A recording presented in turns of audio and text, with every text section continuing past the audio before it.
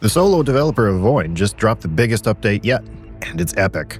Now, before we get into the specifics of that and why it's cool, I need to answer one important question. What even is VOIN? VOIN is a first-person hack-and-slash RPG that casts you as the embodiment of lightning and an instrument of punishment for a deity with quite the naughty and nice list for you to visit. It's what happens when you design a dark fantasy action RPG with zero friction.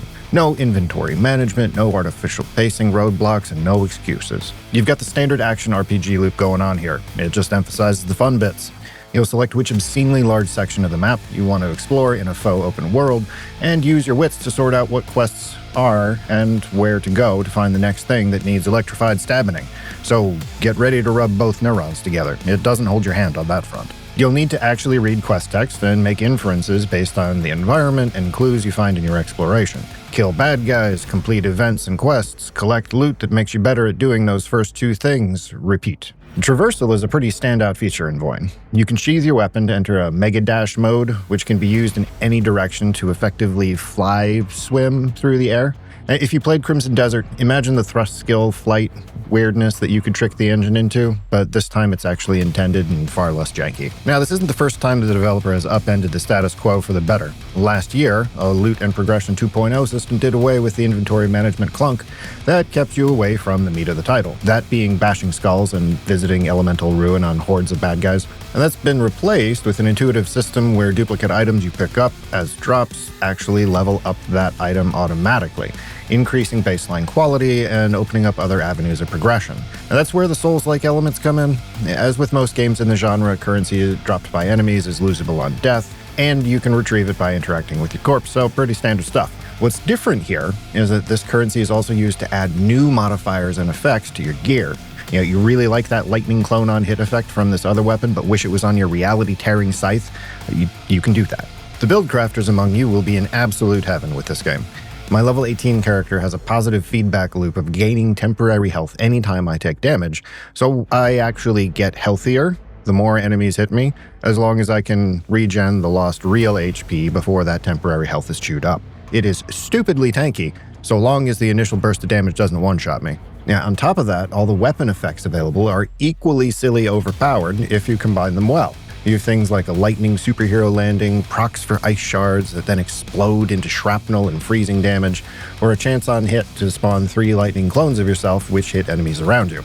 And when you consider that there's grips of weapon variety with two-handed swords, maces, one-handed swords, and daggers, and just lots of different dual-wielding options, each with a legitimately unique playstyle, and you've got a theory crafter's wet dream. It's good. The art style won't be to everyone's liking, but I do think that the pixelated graphics and rotoscoped animation fit within the broader vibes the developer was going for in calling back to titles like Heretic and Hexen.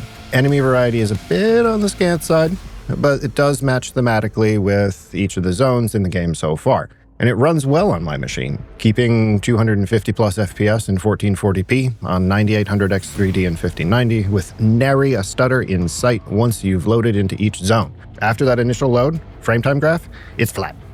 No stutters. And even with the up to 300 enemies on screen, yeah, you heard me right, with the newest update, this still runs like a dream, which matters when you're going for those frame-perfect parries. So let's talk about that update.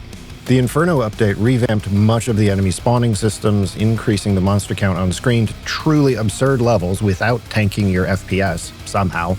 Voodoo, I guess. It rebalanced the difficulty levels, introduced a sprawling endgame dungeon, gave you fresh gear to chase, and a bucket load of other refinements driven by player feedback throughout early access so far.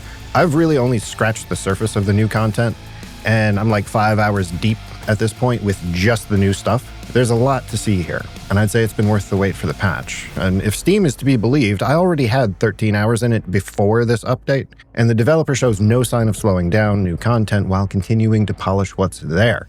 And they've demonstrated twice now that they're unafraid to completely revamp systems if it makes a better game. All in all, for a solo early access project, VOIN has a lot to like.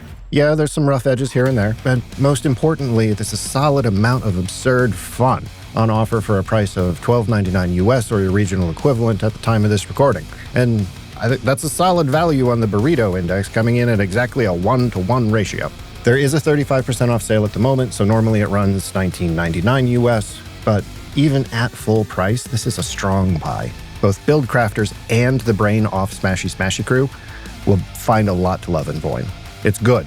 Go play it.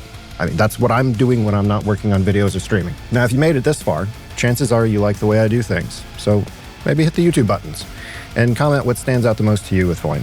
It'll help the robots at YouTube see that this is a helpful video and it'll push it to more people. And chances are you'll also like the video that's popping up on screen now, over there, I think. I've been Bald Squid. I'll see you next time.